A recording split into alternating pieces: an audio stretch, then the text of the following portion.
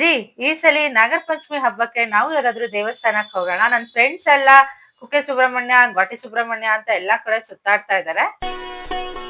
ಹೌದಾ, ಎಲ್ಲ ಅಷ್ಟು ದೂರ ಹೋಗ್ತಾ ಇದಾರ? ನಾನು ನಿನ್ಗೆ ಒಂದು ಹಳೇ ಕಾಲ ದೇವಸ್ಥಾನ ಕರ್ಕೊಂಡು ಹೋಗ್ತೀನಿ ಬಾ. ತುಂಬಾ ಗ್ರ್ಯಾಂಡ್ ಆಗಿ ಸೆಲೆಬ್ರೇಟ್ ಮಾಡ್ತಾರೆ ನಾಗರ ಪಂಚಮಿ ವರ್ಷ. ಓ ಹೌದಾ, ಅಷ್ಟೊಂದ್ ಗ್ರ್ಯಾಂಡ್ ಆಗಿ ಸೆಲೆಬ್ರೇಟ್ ಮಾಡ್ತಾರ? ಏನೇನ್ ಮಾಡ್ತಾರೆ? ಎಲ್ಲಿ ಅದು?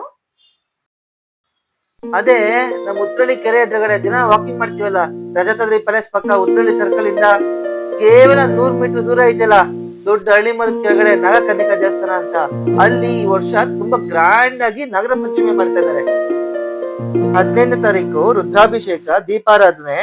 16ನೇ ತಾರೀಕು ಆಶ್ಲೇಷ ಬಲಿ ಪೂಜೆ, ಮತ್ತೆ ನರಸಿಂಹಸ್ವಾಮಿ ಕಲ್ಯಾಣೋತ್ಸವ ಮಾಡ್ತಾ ಇದಾರೆ.